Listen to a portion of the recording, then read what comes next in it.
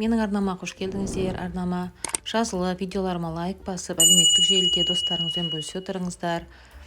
Мен бүгін осындай сіздермен норидан жасалынатын пайдалы чипсидің рецептісімен бөліскім келеді.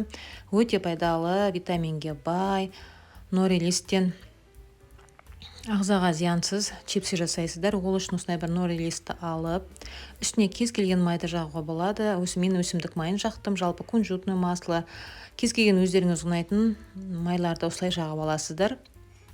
Бір тегіс қылып бәрінде. Осылай бәрін біркелкі жағып алғаннан кейін бетіне мен аздап тұз жібердім. Өте көп сеппеңіздер, ашу болып кетуі мүмкін.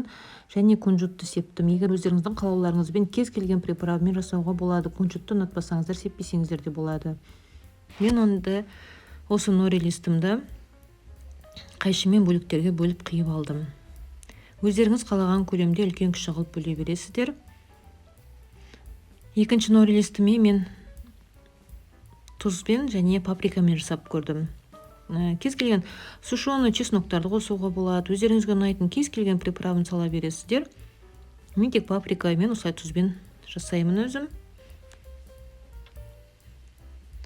Осылай жасап, барлық нори-листтеріме осылай приправаларымды, кунжутныйымды сеуіп, бөліктерге бөліп алдым.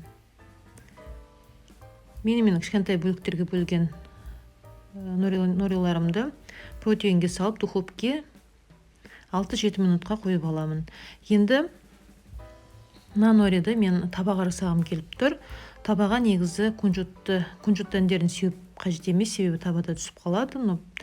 Мен бұны жаңа табада ыңғайлы болу үшін тек қана нори-листі 4 қана бөлікке бөліп тұрмын.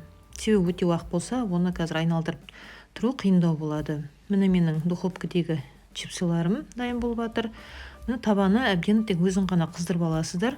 Қызғаным, мысалы мына нори-лист салғанда бірден нори-лист кебе бастағанын байқауға болады. Нори-листтің мысалы бір жағын салдыңыз, 1, 2, 3.